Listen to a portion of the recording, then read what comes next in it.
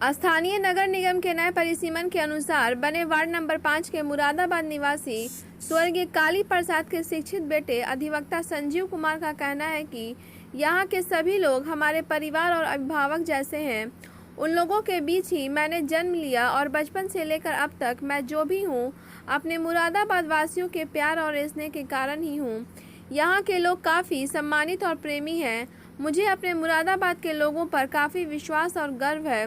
उन्होंने कहा कि गत 2016 में जब मुरादाबाद पंचायत हुआ करता था तो मैंने भी अपने ग्राम पंचायत से सरपंच उम्मीदवार के रूप में चुनाव लड़ा था। पंचायत के लोगों ने मुझे काफ़ी बढ़ चढ़कर आशीर्वाद देते हुए मुझे उस मुकाम पर पहुंचाया जहां मैं एक रनर के रूप में अपने आप को देखा। मुझे लोगों ने काफ़ी प्यार और स्नेह दिया। हार जीत तो एक अलग चीज़ है। चुनाव में कोई एक ही जीतता है, लेकिन चुनाव के रिजल्ट ने यह साबित किया था कि पंचायत के लोगों ने मुझे काफ़ी मान सम्मान और प्यार दिया था।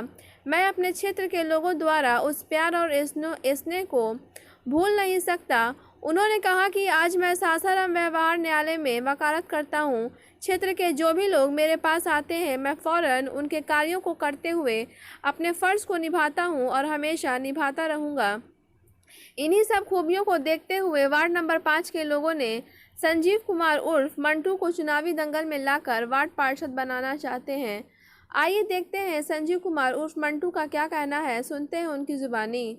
ब्यूरो रिपोर्ट, बिहार दर्शन। नगर निगम क्षेत्र के वार्ड नंबर 5 में बिहार दर्शन की टीम आई हुई है। बिहार दर्शन की टीम जब वार्ड नंबर 5 का भ्रमण की, जब जांच की, तो उसमें बहुत सारे लोगों ने, उस भ्रमण में बहुत सारे लोगों का नाम आया। कुछ ऐसे लोगों का नाम आया जो उम्मीदवार और प्रत्याशी के रूप में आ रहे हैं। ऐसी चर्चा लोगों के जुबानी, जो क्षेत्र के लोग हैं, मुरादाबाद कला और मुरादाबाद खुर्द, ये दो गांव मिलकर वार्ड नंबर 5 बना है। पहले मुरादाबाद पंचायत के नाम से ये इलाका जाना जाता था। मुरादाबाद पंचायत वो नगर निगम में शामिल हो चुका है, तो अब ये वार्ड नंबर 5 बना है। चूँकि मुरादाबाद पंचायत को कुछ वार्डों में बांट दिया गया है, तो मैं आपको बताता चलूँ कि वार्ड नंबर 5 में मुरादाबाद खुर्द और मुरादाबाद कला, ये दो क्षेत्र को मिलाकर बनाया गया है। मैं कुछ वैसे लोगों से आप लोगों का रूबरू कराऊंगा जो काफ़ी अच्छे व्यक्ति में शुमार किए जाते हैं, इस क्षेत्र के काफ़ी शिक्षित लोगों में शुमार किए जाते हैं। जैसे एक हमारे संजीव कुमार हैं, इनको लोग काफ़ी चाहते हैं, काफ़ी जानते हैं। पूर्व में संजीव कुमार इसी पंचायत से, मुरादाबाद पंचायत से, ये सरपंच उम्मीदवार बने थे 2016 में। चूँकि अधिवक्ता हैं, लॉयर हैं और लॉ का कानून की पढ़ाई इन्होंने पढ़ा है, इसलिए ये अपने पंचायत से सरपंच के लिए फाइट किए थे। चूँकि सरपंच एक ऐसा पद होता है जो कानून से जुड़ा होता है, तो ये कानून के जानकार हैं, इसलिए ये अपनी किस्मत आजमाए थे। लेकिन किसी कारणवश ये सरपंच नहीं बन पाए, बहुत कम मतों से इनकी हार हो गई थी। मैं वो भी इनसे जानना चाहूँगा कि किस तरह से आपकी हार हुई। तो मैं आपको बताता चलूँ कि इस बार जब बिहार दर्शन की टीम वार्ड नंबर 5 का भ्रमण की, तो बहुत सारे लोग ऐसे मिले जो इनके नाम की चर्चा किए कि ये भावी प्रत्याशी के रूप में आ सकते हैं, हम लोग उनको लाएंगे, क्योंकि वो एक शिक्षित हैं, पढ़े लिखे हैं और कानून के जानकार हैं। तो जाहिर चीज़ है कि अगर उन जैसे लोग वार्ड पार्षद बन जाते हैं तो क्षेत्र का विकास बहुत बढ़ चढ़कर होगा, ऐसा लोगों का कहना है।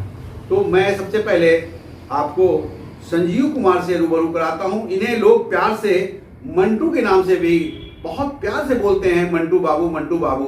तो मंटू बाबू के नाम से भी ये जाने जाते हैं, लेकिन इनका ओरिजिनल नेम संजीव कुमार है।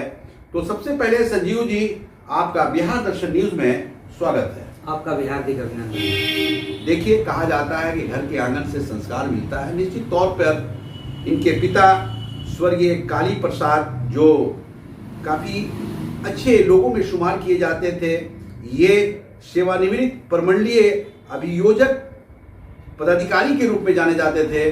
तो जाहिर चीज़ है कि इनके अभिभावक ने इन्हें संस्कार दिया है, क्योंकि जब बिहार दर्शन की टीम इनका स्वागत किया, इन्होंने भी बिहार दर्शन की टीम को स्वागत किया। संजीव जी, मेरा पहला प्रश्न आपसे ये है चूँकि जब हम लोग क्षेत्र का भ्रमण कर रहे थे तो हम लोगों को जानकारी मिली कि 2016 में आप उम्मीदवार थे सरपंच के।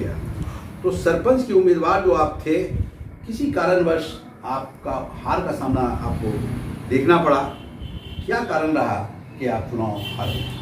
वैसे तो मैं चुनाव में द्वितीय स्थान पे रहा, लेकिन जनता ने, मुरादाबाद की जनता ने मुझे काफ़ी प्यार दिया, जिसका आज मैं आभार प्रकट करता हूँ।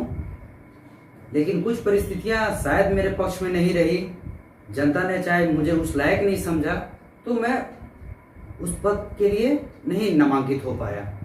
देखिए, ये संजीव कुमार का कहना ये है कि जनता ने मुझे काफ़ी प्यार दिया, काफ़ी स्नेह दिया, और यही कारण रहा कि मुझे काफ़ी अच्छा वोट मिला था। लेकिन कहीं ना कहीं कहा जाता है कि भगवान की मर्जी के बगैर एक पत्ता नहीं हिलता है, तो यहाँ ये कहना ज़्यादा बेहतर होगा कि भगवान की मर्जी नहीं थी तभी ये सरपंच नहीं बन पाया। अगर ये सरपंच बने होते तो अपने ग्राम कचहरी के माध्यम से कुछ और अच्छा किए होते, कुछ और रिजल्ट बेहतर किए होते, ऐसा लोगों का भी कहना है।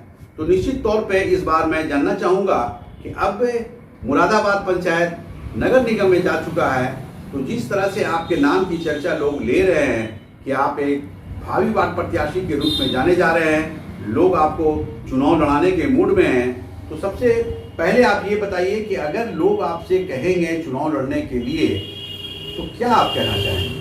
अगर मुरादाबाद की जनता अगर मुझे प्यार देती है और ये सब चाहने वाला है, अगर मुझे कहते हैं कि आप इस पद के लिए आप चुनाव लड़िए, अगर उनका आशीर्वाद रहा तो मैं जरूर इस फील्ड में जाऊंगा, यही मेरा कहना है। तो जाएंगे, तो जाने के बाद अगर आप वार्ड पार्षद बन जाते हैं तो किस तरह विकास करेंगे आप?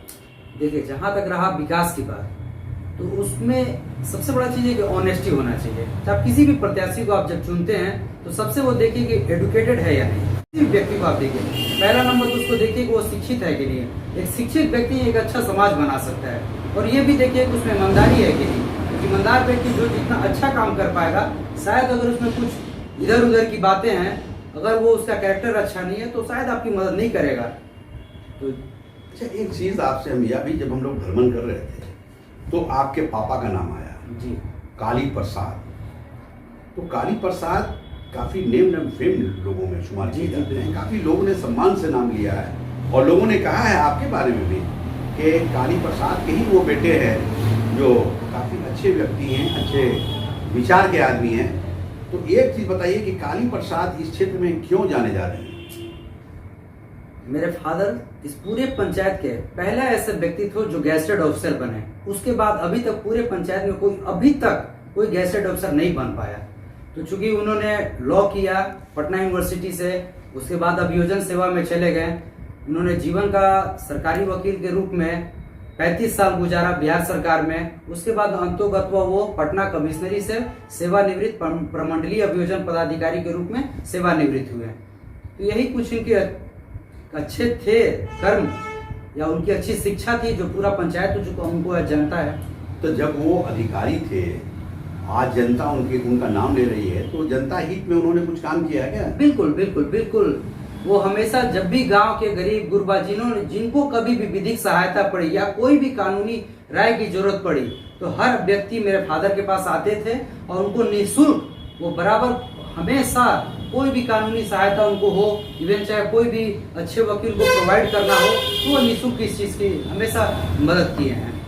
देखिए, ये संजीव कुमार, कहा जाता है कि शिक्षित व्यक्ति जो होता है वो उसकी सोच कुछ अलग होती है, और निश्चित तौर पर हमारे संजीव कुमार जो हैं ये बीएससी ऑनर्स किए हैं और उसके अलावा एलएलबी किए हुए हैं। ये तो जाहिर चीज़ है कि शिक्षित व्यक्ति की सोच भी एक शिक्षित होती है। जैसा इन्होंने अपने पापा के बारे में बताया कि पहले व्यक्ति हैं मुरादाबाद पंचायत में जो गजेटेड अफसर हुए, और गजेटेड अफसर होने के बाद उन्होंने काफ़ी सेवा किया, सरकार की भी सेवा किया, जनता की भी सेवा किया, समाज की भी सेवा किया, और साथ ही साथ इन्होंने यह भी कहा है कि हमारे क्षेत्र के जो भी लोग जाते थे, तो अगर कोई ऐसा काम लेकर गए तो मेरे पापा उनके काम को कराने के लिए काफ़ी विचार अच्छा रखते थे, और बढ़ चढ़ कर हिस्सा भी लेकर उनके कार्यों को कराने की कोशिश करते थे। संजीव जी, आपसे एक